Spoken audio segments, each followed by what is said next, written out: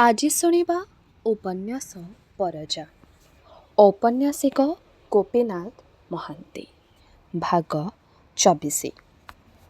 ବାପା କହିଛି ଯା, ସମାଜ କହିବ ଯା, ରହିବା ଉପାୟ ନାହିଁ, ଯିବାକୁ ହିଁ ହେବ। ସବୁଆଡ଼ୁ କବାଟ ବନ୍ଦ କରିଦେଲେ, ଗୋଟାଏ ବାଟ ରଖିଲେ ଖୋଲା। ପରର ଠେଲା ଖାଇ ସେଇ ଗୋଟାଏ ବାଟରେ ଯିବାକୁ ହିଁ ହେବ, ଭିନେ ଉପାୟ ନାହିଁ। ଆଜି ହାତ ଗୋଡ଼ ବାନ୍ଧି ହୋଇ ଗୋଟାଏ ସୁଅରେ ତଡ଼ି ହୋଇ ଗଲାବେଳେ ମନକୁ ଜଳିବାକୁ ଢେର ଅବସର ମିଳିଲା। ଅଧରାତିରେ ଲୁଚା ଚୋରା ହୋଇ ଯାହା ଭଲ ଲାଗୁଥିଲା, ରଞ୍ଜାଳିଆ ଖରାରେ ସେ ଦିଶିଲା କେଡ଼େ ବଡ଼ ପାପ। ବାଧ୍ୟରେ ଆଦରିବାକୁ ପଡ଼ୁଥିଲା। ଉଜାଣି ଚାଲିଲା ଢେଉ, ବିଦ୍ରୋହର ଢେଉ। ସେ ଅଳ୍ପ ସମୟ ଭିତରେ ଜିଲି ବୁଝିଲା, ସେ ଦରବୁଢ଼ା ଲମ୍ପଟ ଲୋକଟାକୁ ଦିନେ ହେଲେ ସେ ଭଲ ପାଇନାହିଁ, ଏବେ ବି ଭଲ ପାଏ ନାହିଁ। ଅଥଚ ଟାଣି ଓଟାରି ମନଟାକୁ ଲଗେଇ ତାରି ଘରକରଣା ନିଜକୁ କରିବାକୁ ପଡ଼ିବ। ଯଦି ସେ ଗୋଡ଼ ତଳେ ଜାଗା ଟିକିଏ ଦିଏ, ନୋହିଲେ ଅନ୍ୟ କିଛି ଖରାପ ନହେଲେ ସୁଦ୍ଧା ଲଜ୍ଜାର ସୀମା ରହିବ ନାହିଁ। ସେଇ ଉଦୁ ଉଦିଆ ବେଳେ ଜିଲି ଯାଇ ଧାଙ୍ଗଡ଼ା ବସାଘର ଦୁଆର ମୁହଁ ପାଖେ ମୁଣ୍ଡ ପୋତି ଠିଆ ହେଲା। ମୁହଁରୁ ପାଣି ମରିଯାଇଛି। ସାହୁକାର ଏକୁଟିଆ ଥାଏ। ପଦାକୁ ଆସି କାବା ହୋଇ ଅନାଇଲା। ବଡ଼ ହସଟାଏ ହସି ରହସ୍ୟ କରି ପଚାରିଲା, ଆରେ ଦିନବେଳେ କେମିତି ମନେ ପଡ଼ିଲା? ଆସୁନୁ ଭିତରକୁ ଆ, କଥା ହେବା। ଜିଲି କହିଲା, ବାପା ଦେଖିଥିଲା। କହିଦେଇ ଭୁସ୍ କରି କାନ୍ଦି ପକାଇଲା। ଆଉ କାନ୍ଦଣା ଅଟକିଲା ନାହିଁ। ସାହୁକାର ଆଶ୍ଚର୍ଯ୍ୟ ହେଲା। ତୁନି ତୁନି କହିଲା, କିଏ କହିଦେଲା କି? ଜିଲି କହିଲା, ମୁଁ ଜାଣେ ନାହିଁ, ବାପା ସବୁ ଜାଣିଲାଣି। ଜାଣୁ? ହଉ ତୁ କାନ୍ଦୁଛୁ କାହିଁକି? ସାହୁକାର ଗର୍ଜି ଉଠିଲା, ଜାଣୁ ମୋର କ'ଣଟାଏ କରିଦେବ? କ'ଣ ତାଙ୍କର ଲୋଡ଼ା ଅଛି? ନଅନ୍ତୁ ହିସାବ କରି। ତୁ ଆ, ମୁଁ ତୋତେ ନେଲି। ସାହୁକାର ଜିଲିକୁ ହାତ ଧରି ଭିତରକୁ ଟାଣିନେଲା। ତାର ନିଶ, ତାର ଚାହାଣୀରେ ଦୃଢ଼ତା ଥିଲା ଯଥେଷ୍ଟ। ଜିଲି ବସି ପଡ଼ିଲା। ଭାବି ହେଲା ନାହିଁ ଆଉ। ଗାଁରେ ଚହଳ ହେଲା। ଛାଇ ଲେଉଟାଣି ବେଳେ ନାଇକ ବଡ଼ ରଇତାମାନେ ଓ ଶୁକ୍ରଜାନୀ ଏକାଠି ମିଶିକରି ଆସିଲେ। ଦୂରରୁ ଦେଖିପାରି ସାହୁକାର ଗମ୍ଭୀର ହୋଇ ଛକିର ପଡ଼ି ରହିଲା। ପାଖକୁ ଆସିଲା ମାତ୍ରେ ଓଲଟି ଆଗ ବଳି ପଡ଼ି ତୋଡ଼ ଦେଖାଇ କହିଲା, କିରେ ନାଇକ, ଠିକଣା ବେଳେ ଆସିଛୁ? କଥା ଅଛି ତୁମ ସାଙ୍ଗରେ। ମୋର ଇଷ୍ଟା ପ୍ରକାରେ ପରଜା ଟୋକିଟିଏ ମୁଁ ନେଲେ କେତେ ଟଙ୍କା ଝୋଲ ଭାଙ୍ଗିବାକୁ ହେବ କହିଲୁ? କିରେ ଶୁକ୍ରପରଜା, ଏମିତି ମୁହଁ ଖଟା କରି ଆସିଛୁ କାହିଁକି? ଓହୋ, ରାଗିଛି ପରା। ଏମିତି ଲାଗିଲେ ଷ୍ଟେସନକୁ ଝିକି ନେଇ ଅଧିକାରୀକୁ କହି ଥଣ୍ଡା କରିଦେବି ତୋତେ। ଆରେ ତୋର କପାଳ ଭଲ, କି ଅଭାବ ରହିବ ତୋର? ଆମ ପରି ଲୋକଙ୍କୁ କେତେଟାଙ୍କୁ ଜୋଇଁ କରି ପାଉଛନ୍ତି ଗାଳ୍ପ ପରଜା ଲୋକେ। କିରେ ନାଇକ, ତୁ ହେଲେ କଥା କହ।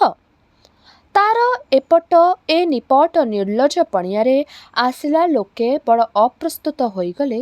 ମୁହଁ ଚାହିଁ ଚାହିଁ ହେଲେ, କିନ୍ତୁ କାହାରି ତୁଣ୍ଡରୁ କଥା ବାହାରିଲା ନାହିଁ। ଶୁକ୍ରପରଜା ଖୋଜୁବୁଜୁ ହେଉଥାଏ, କିନ୍ତୁ ସମୟ ଉତ୍ତାରୁ ହଠାତ୍ ସେ ଗାଳି ଆରମ୍ଭ କଲା, ପଟକାରା, ତାତର, ଚୋର, ଦୁନିଆ ଗାଳ୍ପ, ଚୋରେଇ ନେଇ ମୋର ଝିଅକୁ ନେଇ ଆସିଲୁ। ସାହୁକାର ରାଗିଯାଇ ବାଧା ଦେଇ କହିଲା, ହେଇ ଦେଖ ଫେର, କାହିଁକି ଯାହା ପାରି ତା ତୁ କହୁଛୁ? ତୋର ଝିଅକୁ ମୁଁ ଆଣିବାକୁ ଯାଇଥିଲି କି? ନା, ସେ ନାହିଁ ନାହିଁ କରୁ କରୁ ମୁଁ ତାକୁ ଅଟକେଇ ରଖିଛି। ଭଲରେ ଭଲରେ ମିଶି ଭିଡ଼ି କରି ରହିଲା ପରି କଥା କହିବୁ ତ ଦେଖିବୁ ଝୋଲା ହାଗ, ନଇଲେ ଚୁପଚାପ ବାଟ ଦେଖ। ଗୋଳମାଳ କଲେ ଭଲ ହେବ ନାହିଁ। କେତେ ଲୋକ ଶୁକ୍ରପରଜା ପାଖକୁ ଯାଇ ତାକୁ ବୁଝାଇ କହିଲେ, ହେଲା, ଗଲା କଥା ହେଲା। ବଡ଼ ଲୋକକୁ ସେମିତି କହିବାର ନାହିଁ ହୋ। କାହିଁକି? ଜଣେ କିଏ କହିଲା, ପଞ୍ଚାୟତ ଡାକି ଟୋକିକୁ ପଚାର। ସାହୁକାର ଖୁବ୍ ଆଗ୍ରହରେ କହିଲା, ପଚାର ପଚାର ଜିଲି। ବହୁତ କଷ୍ଟରେ ଜିଲି ପଦା କବାଟ ପାଖକୁ ଆସିଲା। ନାଇକ ପଚାରିଲା, ଏଠିକି କେମିତି ଆଇଲୁ? ଜିଲି ଡରି ଡରି ସାହୁକାର ମୁହଁକୁ ଅନେଇଲା। ତାପରେ ଛେପ ଢୋକି ଢୋକି କହିଲା, ମୋ ଇଚ୍ଛାରେ ଆସିଲି। ଭାରି ଗୋଳମାଳ ହେଲା। ଶୁକ୍ରପରଜା ଚମକି ଆସୁଥିଲା। ଲୋକେ ଧରି ପକାଇଲେ। ଜିଲି ଭିତରକୁ ପଶିଗଲା। ସାହୁକାର 10 ଲୋକଙ୍କୁ ସାକ୍ଷୀ ରଖି କହିଲା, ଶୁଣିଥାଅ ତୁମେ, ଝୋଲା ଟଙ୍କା କେତେ ଏ ବୁଢ଼ା କହୁନାହିଁ। ପରେ ଦାଣ୍ଡ ମୂଲକୁ ଦେଖି ମୁଁ ଯାହା ହେଲେ ଦେଇଦେବି। ସେଥିରେ ଆପତ୍ତି କଲେ ମୁଁ ଶୁଣିବି ନାହିଁ। ତୁମେ ସବୁ ସାକ୍ଷୀ ରହିଲ। ଲୋକେ ଗୁମ୍ ଖାଇ ରହିଲେ। ସାହୁକାର ବକ୍ତୃତା ଲଗେଇଦେଲା। ତାର ନାଲି ନାଲି ଆଖି ବୁଲୁଥାଏ, ମୁହଁ ଫୁଲି ଉଠୁଥାଏ, ଯେପରି ସେ କେଡ଼େ ବଡ଼ ଅପମାନରେ ଅପମାନିତ, ଯେପରି କିଏ ତାର କେତେ ଅନିଷ୍ଟ କରିଦେଇଛି, ଆଉ କ୍ଷତିକୁ କଳନା କରୁ କରୁ ସେ ଜଳି ଯାଉଛି। ଆରେ ଦେଖ ହୋ, ଏ କି ନବରଙ୍ଗ! ମୁଁ ଚୋରି କରିଛି କି? ମୁଁ କାହାର ଖାଇଛି କି? ଲୋକେ 1000ଟା ମାଇକିନା ବିଭା ହେଉଛନ୍ତି, ନହେଲା ମୁଁ ଆଉ ଗୋଟାକୁ ନେଲି। ମୋର ପାଇଟି ପତର କରିବି, ତାସ ବ୍ୟବସାୟ କରିବି ଝିବି। ମୋର ମନ ହେଲା ଏ ଗାଁର ଲୋକଙ୍କର କେତେ ଉପକାର ମୁଁ କରିଛି। ଆଜି ସଭା ଦେଖ, ସମିତି ଦେଖ, ପଞ୍ଚାୟତ ଦେଖ, ଗୋଟା ଗାଁର ଲୋକ ଉଠି ଆସିଛନ୍ତି ସତେ କି ଫିତୁରି କରିବେ। କାଲି ସକାଳେ ମୁଁ ଷ୍ଟେସନକୁ ରିପୋର୍ଟ ଯିବି। କାଲି ସକାଳେ ଯାଇ ମୁଣ୍ଡ ଲଗେଇ ପିଟିସନ୍ କରି ଅଧିକାରୀମାନଙ୍କୁ ଦେଇ ଆସିବି। କ'ଣ କରି ପାଇଛନ୍ତି କି ଏମାନେ ମୋତେ? ଆସନ୍ତୁ ଆସନ୍ତୁ ଅଧିକାରୀ ମହାପ୍ରଭୁ, ଆସି ବୁଝିଯାଆନ୍ତୁ। ନାଇଁ ନାଇଁ ସାଉକାର, ତୁ ଏମିତି କୋପ କଲେ ହେବ ନାହିଁ। ବିଜ୍ଞ ନାୟକ କହିଲା, କେହି ତତେ କିଛି କହୁନାହିଁ। ତୋ ପରା ଗୋଟେ ବଡ଼ ଅଧିକାରୀକୁ କିଏ କେସ୍ ବୋଲି କହିବ? କାହାର ମୁଣ୍ଡ ଅଛି? କିଏ ତୋର ନ ଖାଏ? ଚାରିପାଖର ଗାଁ ଗଣ୍ଡା ପୃଥିରେ ଟୋକିକି ନେଲୁ, ଭଲ କଲୁ। ଖାଲି ଆମକୁ 10 ଲୋକକୁ ଟିକେ କହିଥାନ୍ତୁ, ତାର ବାପାକୁ ମାଙ୍ଗଣି କରିଥାନ୍ତୁ କୁଳର ଧର୍ମ ଅନୁସାରେ। ହଉ, ତା ବା ନ କଲୁ, କ'ଣ ଖରାପ ହେଇଗଲା? ଏବେ ଝୋଲାପାତି ଭୋଜିଭାତ ଦେଇଦେ, କଥା ଛିଡ଼ିଯିବ। କିରେ ଶୁକ୍ରୁ? ସାଙ୍ଗରେ ଥିବା ଲୋକେ ସମସ୍ତେ ହୋଇ ହୋଇ ଗଲେ।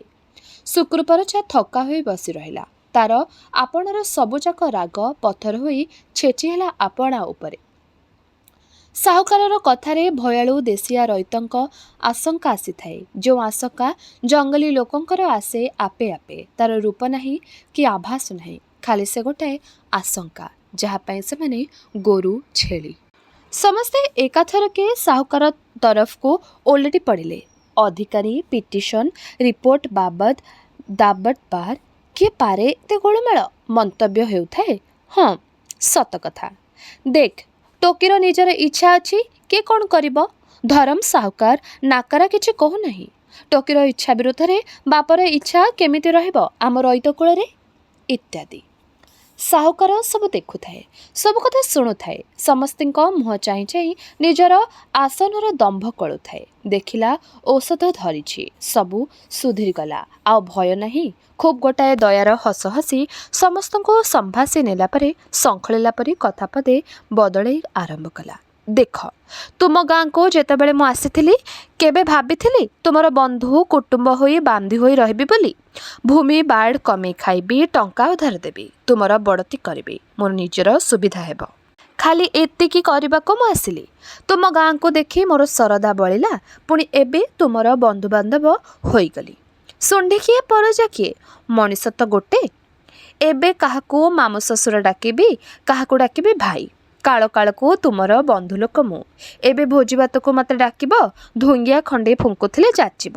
ଆଉ ଏ ମାମୁଁ ଶଳା ମେନା ଭାଇ ବା ମାମୁଁ ପୁଅ ଘର ଭାର ଥୋର ରଖିବାକୁ ମୋତେ ଆଉ ବଖରାଏ ଘର ତୋଳିବାକୁ ପଡ଼ିବ। ସମସ୍ତେ ହସିଲେ। ଶୁକ୍ରୁ ପରଜା କିଛି କହିଲା ନାହିଁ। ନାୟକ କହିଲା, ଦୟା ରଖିଥିବୁ ସାହୁକାର, ଏବେ ଥାଉ, ଝୋଲା କଥା ପରେ ହେବ। କୁଆଡ଼େ ଯିବୁ? ଆମେ ତୋତେ ଧରିବୁ ନାହିଁ କି? ସମସ୍ତେ ହସି ହସି ଚାଲିଗଲେ। ଝିଲି କବାଟ କୋଣରୁ ଚାହିଁ ଚାହିଁ ଦେଖିଲା, ଗାଁ ଲୋକଙ୍କ ହସ ଦେଖି ତାର ମନରୁ ବୋଝ କେତେ ହାଲୁକା ହୋଇ ଆସୁଥିଲା। କିନ୍ତୁ ସେ ଲକ୍ଷ୍ୟ କଲା, ଯାହା ପାଇଁ ତାର ମନର ଶକ୍, ତାର ମନର ସରାଗ ମରିଛି। ମୁହଁ ଶୁଖେଇ ମୁଣ୍ଡ ନୁକାଇ ବୁଢ଼ା ବାପ ଚାଲିଗଲା। ବାପ ଚାଲିଗଲା, ତାର ଆଉ ତା ନିଜ ମଝିରେ ଯେପରିକି ବସୁତା ଫାଟି ମେଲା ହୋଇଗଲା ପାତଳ ଗହରରେ, ଯେଉଁ ଫାଟ ଉପରେ ପାରି ହେବା ଅସମ୍ଭବ। ପିଲାଦିନୁ ଏ ଯାକେ ମା ମରିଗଲା, ଝୁରି ହୋଇ ବାପ ରହିଗଲାଣି। ଏଣିକି ତାର ବେଶୀ ବେଶୀ ମନେ ପଡ଼ୁଛି। ତୁଣ୍ଡକୁ ଭାତ ରୁଚୁ ନାହିଁ। ଛିଣ୍ଡି ଚାଲିଗଲେ ଭାସି ଭାସି ଗୋଟାଏ ମେଞ୍ଚାରେ ବାପ, ଭାଇ, ଭଉଣୀ ସମସ୍ତେ। ସଂସାରରେ ନିଜର ବୋଲି ତାର କେହି ନାହିଁ। ଏକୁଟିଆ ସେ ସୁଅ ଭଉଁରୀରେ ଭାସୁଛି। ଭବିଷ୍ୟତରେ କେଜାଣି କ'ଣ? ଦେଖିଲୁ ତ, ସବୁ ଗୋଳମାଳ ଭାଙ୍ଗିଗଲା। ମାତ୍ର ଜବର ଝୋଲାଟାଏ ଠିକଣା କରି ମାଗିବାକୁ ଆସିବେ ତୋର ଲୋକେ। ତୁ କ'ଣ ଏମିତି ସେମିତି ଧାଙ୍ଗଡ଼ି? ହାତ ଫରକଟେଇ ଗେଲ କରିବାକୁ ସାହୁକାର ମାଡ଼ି ଆସିଲା। ଝିଲି ଅନ୍ୟମନସ୍କ ଥିଲା। ଛୁଇଁଲା ମାତ୍ରେ ଟାଣି ଓଟାରି ହୋଇ ଫିଟି ପଡ଼ିଲା। ତୁଣ୍ଡରୁ ଆପେ ଆପେ ବାହାରିଲା, ଛି ଛି। ସାହୁକାର ପୁଣି ପାଖକୁ ମାଡ଼ି ଆସିଲା। ଏ ଲୋକଟା ପାଇଁ ଏତେ କଥା? ଦରବୁଢ଼ା ହେଉ ପଛେ କେତେ ଜୋର ଆଠେଇ, କି ଜବରଦସ୍ତ ଲୋକ, ବାଘ ପରି, ଜମାନ ପରି। ସାକ୍ଷାତ ଗୋଟେ ବଡ଼ ଅଧିକାରୀ। କେଡ଼େ କଠିନ ଆଖି, ଜଳୁଛି ସତେକି। ଘଡ଼ିକେ ଲେଉଟାଇ ପକେଇ ଜାଳି ପୋଡ଼ି ଥୋଇଦେବ। ସାହୁକାର ଧରି ପକାଇଲା। ଝିଲି ଆପତ୍ତି କଲା ନାହିଁ, କିନ୍ତୁ ସହଜ ସରଳ ହସ ଯାହା ପ୍ରାଣ ଭିତରୁ ବାହାରେ, ତାକୁ ମେଘ ଘୋଡ଼େଇ ପକେଇଲା। ନିଭିଗଲା ବା ଚିରଦିନ ପାଇଁ। ଘରେ ବୈଠକ କଥା ଧୀରେ ଧୀରେ ପଡ଼ିଥାଏ ତୁନି ତୁନି। ମୋତେ କେଉଁଦିନୁ କେମିତି ଲାଗୁଛି କହୁନାହିଁ ସିନା, ବିଲି କହିଲା। ନନ୍ଦିବାଲି କହିଲା, ଏବେ ବୁଦ୍ଧି ବାହାରୁଛି। ମିଛ କଥା, କେହି କିଛି ଜାଣେ ନାହିଁ। ଶୁକ୍ରଜାନୀ ରହି ରହିକା ଗୁଡ଼ାଏ କଥା କହୁଥାଏ, ଯେପରିକି ନିଶ୍ୱାସ ଅଟକି ଯାଉଛି। ଗାଳ୍ପମାନେ ଗାଁ ଲୋକେ ସମସ୍ତେ ଗୋଟାଏ ଗୋଟାଏ ପାଖ ହୋଇଗଲେ, ସମସ୍ତେ ତାର ବାଟେ କହିଲେ ଓଲଟେ। ବନ୍ଧୁ ହେଲୁ, କୁଟୁମ୍ବ ହେଲୁ, ଝୋଲା ଦେ, ଭୋଜି ଦେ। ତାତର ପଟକାରା ଚୋରେଇ କରି ସୁତରେଇ କରି ମୋ ଝିଅକୁ ନେଇଗଲା। ପୂଜା କରୁଛି, ମନ୍ତ୍ର କରୁଛି। ସେ ପିଲା ଲୋକ ପାରନ୍ତେ କି ତାକୁ? ଧର୍ମ ନାହିଁ, ନ୍ୟାୟ ନାହିଁ, କିଛି ନାହିଁ। ଯାହା ପାଖେ ଟଙ୍କା ଅଛି ସବୁ ତାର। ସମସ୍ତେ ତାର ବାଟେ ହୋଇଗଲେ। ମୋର କେହି ନାହିଁ, ମୋର କେହି ନାହିଁ, ମୋର କେହି ନାହିଁ। ବିଳାପ କରୁଥାଏ ବୁଢ଼ା। ଝିଅ ଜୋଇଁ ବୁଝାଉଥାନ୍ତି। ହେଲେ ହେଲା କ'ଣ ହେଲା ବାପା? ଯାହାକୁ ତାର ମନ ହେଲା ଗଲା। ଆମେ ତାକୁ ଭଲ ପାଉନାହୁଁ। ଆମର ଇଚ୍ଛା, ତାର ମନ ହେଲା, ସେ ଭଲ ପାଇଲା, ଚାଲିଗଲା। ପରଗୋତ୍ରୀ ଝିଅ, ପୁଅ ତ ସ୍ୱର୍ଗକୁ ନେଉନାହାନ୍ତି। ଝୁଅ କାହାର କ'ଣ କରିବ? ତୁ କାହିଁକି ଏମିତି ବାୟା ପରି ହେଉଛୁ? ଜିଲି ଯାହାକୁ ହେଲେ ମନ ଇଚ୍ଛାରେ ଯାଇଥାନ୍ତା, ସେଠିକି ଗଲା। ଏବେ ଚାଲ ଆଉ ଥରେ ନାୟକକୁ ଧରିକରି ଯିବା। 4 କୋଡ଼ି କି 5 କୋଡ଼ି ଝୋଲା ଟଙ୍କା ମାଗି ଦେଖିବା ସାହୁକାରକୁ। ସେ ତ ନିଦର ବି ନୁହେଁ, କାହିଁକି ନ ଦେବ? ଓହୋ ରେ ମୋର ଝିଅ, ଯୋଉ ଝିଅ, ପୁଣି ତା ପାଇଁ ଯିବି ମୁଁ ଝୋଲା ଟଙ୍କା ମାଗିବାକୁ? ଯାଉ, ଯେଣେ ଇଚ୍ଛା ତାର ମନ। ସେମିତି ଝିଅ ମୋର କ'ଣ, ସେ ତାର ଝୋଲା ଟଙ୍କା ମୁଁ ଖାଇବି? ସେମିତି କହ ନାହିଁ ବାପା, ଝିଅର ଅମଙ୍ଗଳ ହେବ। ହେଉ, ଯାଉ ସେ କେତେ ଦିନ। ଯଦି ତୋର ମନ ନାହିଁ, ଝିଅକୁ କହିପୋଛି ଦେଖିବା, ଛାଡ଼ିଦେଇ ଆସିବ ତାକୁ। ଅନ୍ୟ ସ୍ଥାନରେ ବିବାହ କରିଦେବା। ଏମିତି ତ ହଜାରେ ହଜାରେ ହେଉଛି ଆମ କୁଳରେ। ଆଉ ଆସିବ? ସେ ଆଉ ଆସିବ? ଆଜି ତାର ମା ବଞ୍ଚିଥିଲେ। ଶୁକ୍ରଜାନୀ କାନ୍ଦି ପକାଇଲା। ଏତିକି ତାର ଜବାବ ଆଉ ସାନ୍ତ୍ୱନା। ଝୋଲା ଟଙ୍କା କଥା ଆଉ ଉଠିଲା ନାହିଁ। ବୈଠକ ସରିଲା। ପଛ ଘର ଆଡ଼େ ଲୁହ ଢଳ ଢଳ ଆଖିରେ ବିଲି ଅନେଇ ରହିଲା ନନ୍ଦିବାଲିକୁ। ତୁଣ୍ଡରେ କଥା ନାହିଁ। ନନ୍ଦିବାଲି ସୋଗ କରି କହିଲା, କିରେ ଟୋକି, କ'ଣ ହୋଇଗଲା? ଏତେ ମନ ବ୍ୟସ୍ତ କରୁଛୁ? କ'ଣ ହେଲା କହ? ପିଲାଟି ଦିନୁ ଏତେ ଦିନ କେ ସେ ଆଉ ମୁଁ ଅଲଗା ହୋଇନାହୁଁ, ନଇଲେ କେବେ ନାହିଁ।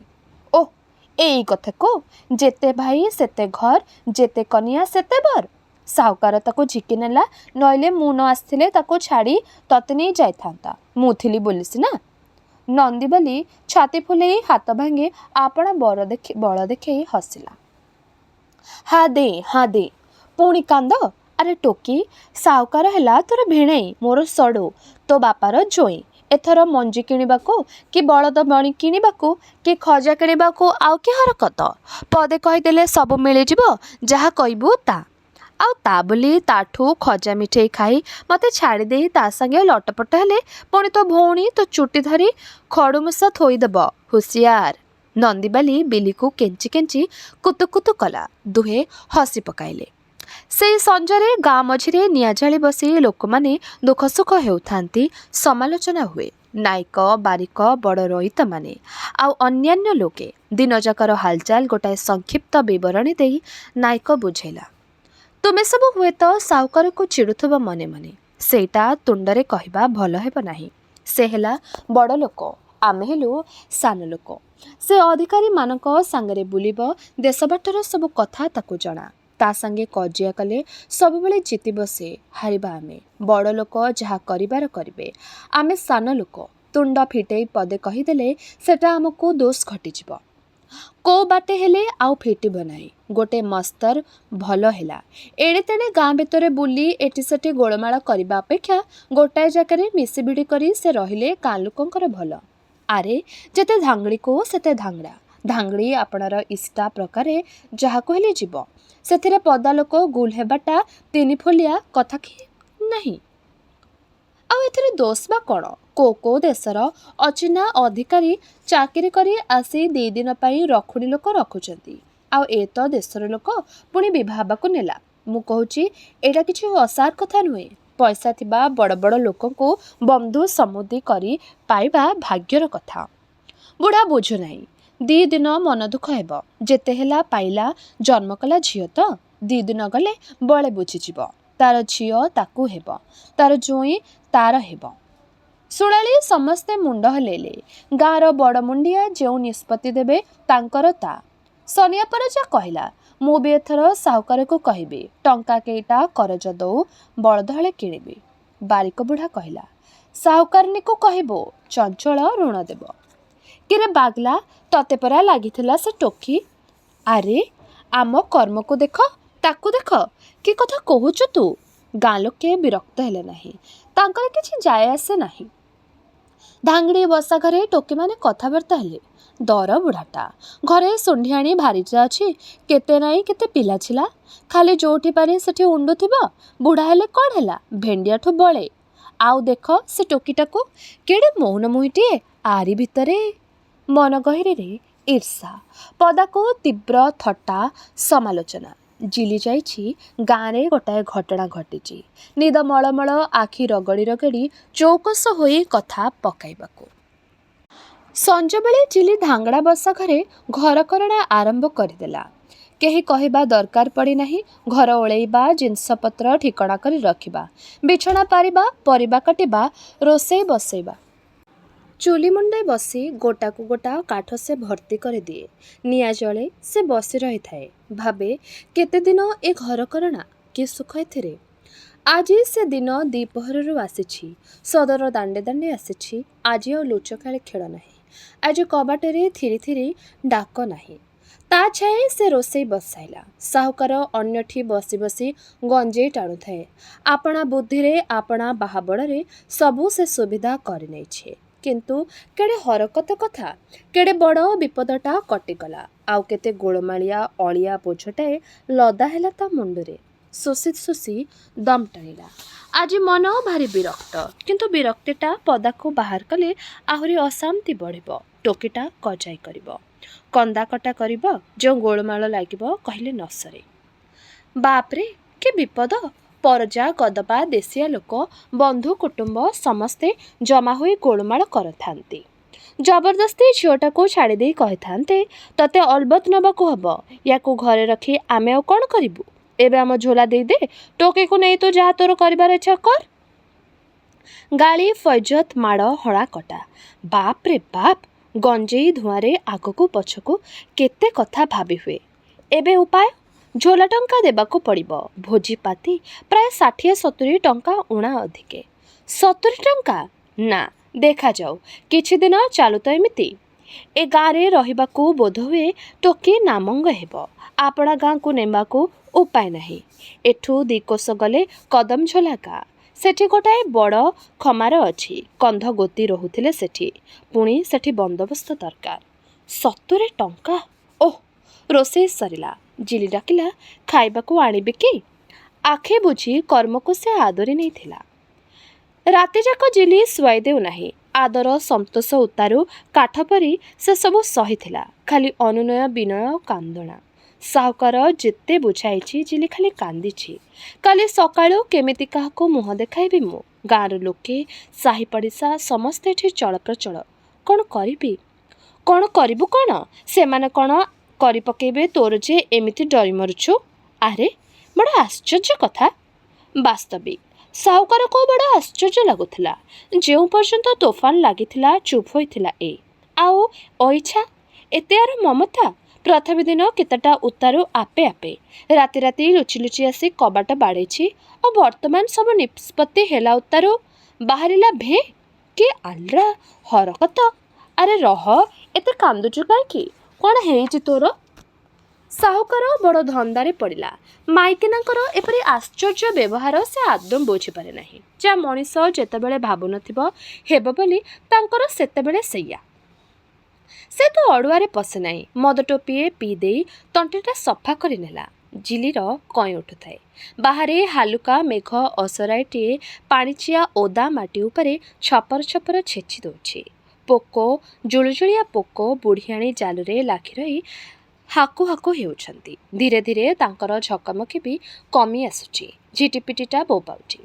ସେଇ ତାରି ପାଖେ ଶୋଇ ରହି ଜିଲି କାନ୍ଦି ଲାଗିଛି।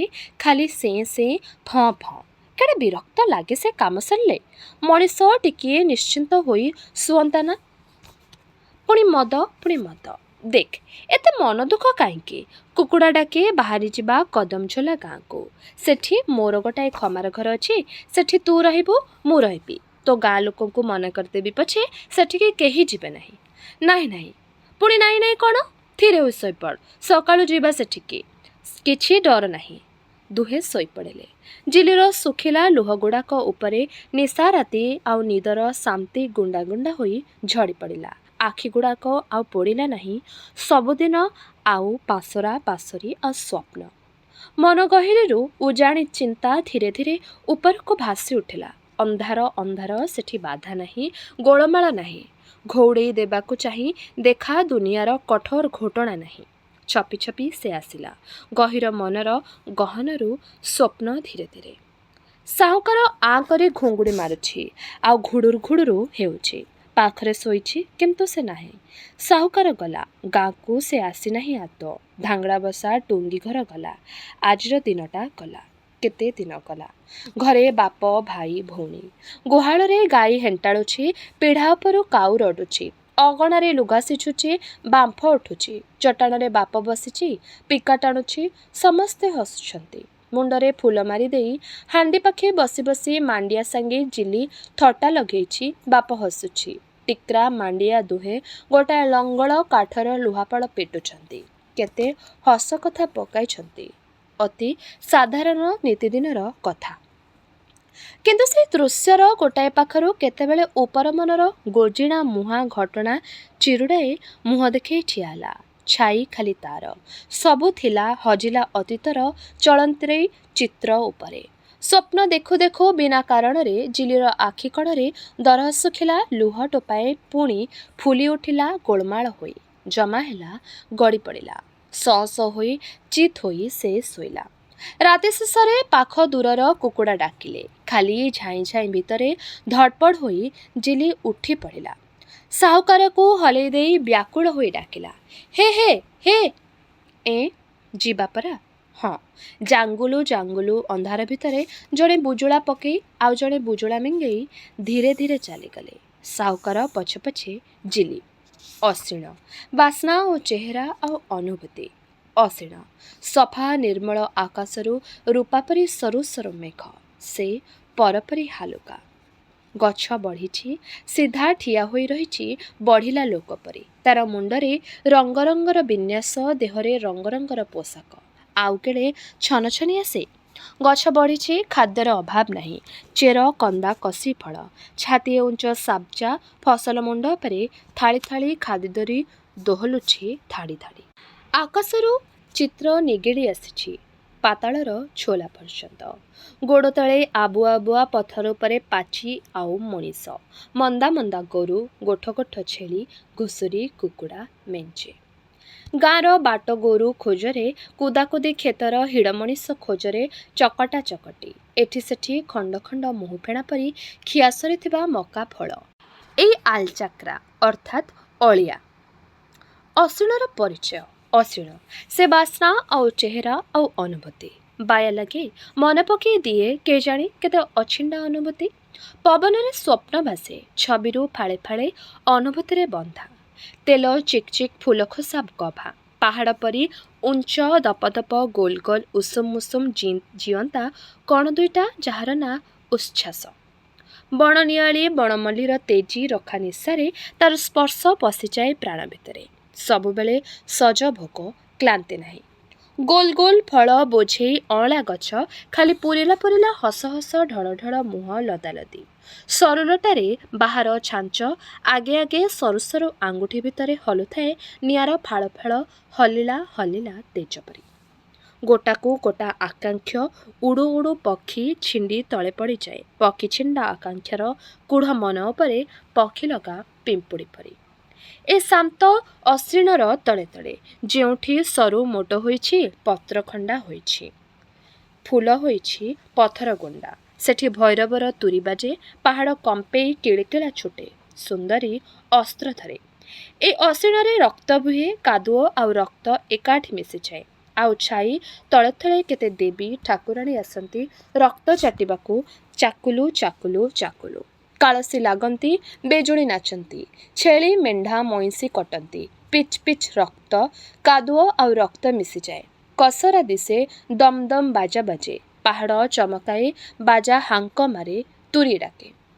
ଖଣ୍ଡା ଟାଙ୍ଗିଆ ଭାଲା ବର୍ଚ୍ଛା ବାଜାଟମକ ଢୋଲ ଲିସେଣି ପତାକା ପଟୁଆରା ଗର୍ଜନ ରଡ଼ି କିଳିକିଳା ହୁଙ୍କାର ରକ୍ତ ରକ୍ତ ରକ୍ତ।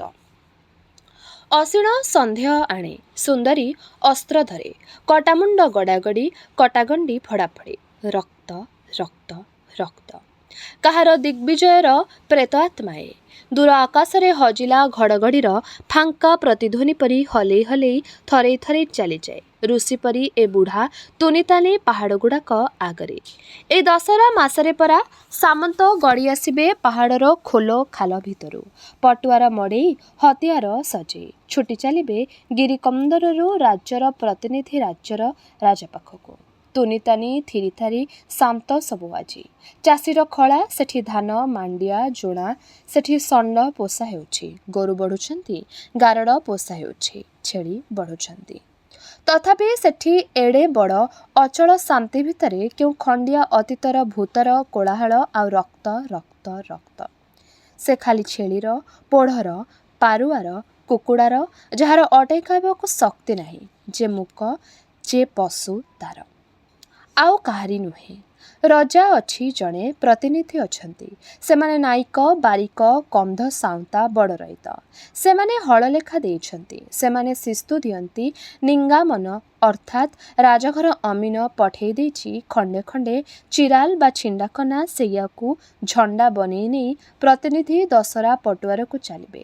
ହାତୀ ଘୋଡ଼ା ଗାଡ଼ି ସେଠି ସାମନ୍ତମାନେ ଥିବେ ରାଜ୍ୟର ଯେତେ ସାମନ୍ତ ଦେବାନ ଟାଇଲି କଳର ଅଧିକାରୀ ଚିନି କଳର ଅଧିକାରୀ ଜଙ୍ଗଲ ଅଧିକାରୀ ଇତ୍ୟାଦି କେତେ ରକମ ରକମ ପୋଷାକ ଆଉ ପାଗ କେଡ଼େ ବଡ଼ ଦରବାର। ଗୋଟିଏ ବାଇଗଣ ଲମ୍ବା ଗୋଲ ଡେଙ୍ଗା ସଳଖ ତେଣ୍ଟା ଉପରେ ଥୁଆ ହେବ ସେ ହେବ ଲକ୍ଷ୍ୟ ଦରବାରର ଲଚ୍ଛା ହେବ ସେ ବନ୍ଧୁକ ଗୋଳିରେ ଢ ଦୁମ୍ ପୁରସ୍କାର ଦିଆ କୋଳାହଳ ପରଜା ନାଚ ଗଦବା ନାଚ ଆକାଶରେ ବାଣ ଖେଳ ତଳର କ୍ଷେତଠୁ ଉପରେ ଢୁଢା ଢୁଢା। ଡର ନାହିଁ ରେ ଦେଶିଆ ଆକାଶରେ ବାଣ ଫୁଟିବ ମଣିଷ ଦେହରେ ବାଜିବ ନାହିଁ ଡର ନାହିଁ ଡର ନାହିଁ। ରଜାଙ୍କ ଖାସ୍ ଦରବାର ସେଠି କବି ଲଢ଼େଇ କୁଣ୍ଡଳ ଝୁଲେଇ କେତେ ପଣ୍ଡିତ ଆସିଥିବେ ତେଲଙ୍ଗା ଦେଶରୁ ଶବ୍ଦର ଚାଲ ସଙ୍ଗୀତର ଝଙ୍କାର ବାଇନାଚ। ଜାଣିଚୁରେ ଦେଶିଆ ପାନ୍ତୁଲୁ ଆପେଣା କଣ କହିଲେ ରାଜା ଆମର ସୂର୍ଯ୍ୟ ଚନ୍ଦ୍ର ବ୍ରହ୍ମା ବିଷ୍ଣୁ ସବୁ। ଜୁହାର କର ଏଠୁ ଦୂରରୁ ପାନ୍ତୁଲୁ ଆପଣମାନେ ଝଣ୍ ଝଣ୍ ଟଙ୍କା ଆଁ କରିଛୁ କ'ଣରେ ଦେଶିଆ କେତେ ଦୂରରୁ ଆସିଛନ୍ତି ସେ ପଣ୍ଡିତ ମହାଶୟ କବିର ମୂଲ ବୁଝିବୁ ତୁ ହଜାର ଶ୍ଲୋକ ହଜାର ଅସର୍ଫି ସୁଲତାନ ମାମୁଦ ଜଣା ନାହିଁ ଧାତ୍ତେରିକି। ଦଶହରା ବାଇଗଣ କଦଳୀ ନାଚ କଦଳୀ ଗଛ ନାଚ ତଥାପି ପ୍ରାଣ ଉଲୁସେଇ ପ୍ରେତର ତାଡ଼ନାରେ ରଣବାଇତର ଦମ ଦମା ଆଉ ରକ୍ତ ରକ୍ତ ରକ୍ତ। ଯାହାଙ୍କର ନଖ ନାହିଁ ଦାନ୍ତ ନାହିଁ ତାଙ୍କର ଯେତେ ଢାଳ ବିପଦ ନାହିଁ। ଜୟପୁର ଦଶହରାକୁ ଚିରାଲ ଉଡ଼େଇ କେତେ ଦୂରେ ଲୋକ ଆସିଛନ୍ତି ନେଇ ଫେରନ୍ତି ମନ ବୋଝାଇ କରି ଜୟପୁରର କଥା। ସେଇ କଥା ଚାରିଆଡ଼େ ଖେଳେଇ ହୋଇ ପଡ଼େ ଦିଆନିଆ ଫୋପାଡ଼ା ଫୋପଡ଼ି ଲୋକେ ଗପନ୍ତି ଆଉ ଭାବନ୍ତି ଦିନ କେତେଟା ସୁନ୍ଦର କଟିଯାଏ କଥା ଆଲୋଚନା କରି କରିକା। ତେବେ ଏହିଠାରେ ଶେଷ ହେଲା ଔପନ୍ୟାସିକ ଗୋପୀନାଥ ମହାନ୍ତିଙ୍କର ଉପନ୍ୟାସ ପରଜାର ଏହି ଭାଗଟି। ଆଗାମୀ ଅଧ୍ୟାୟରେ ଏହି ଉପନ୍ୟାସଟିର ବାକି ଅଂଶ ଗୁଡ଼ିକୁ ଆମେ ଶୁଣିବା। ରହିଲି ନମସ୍କାର।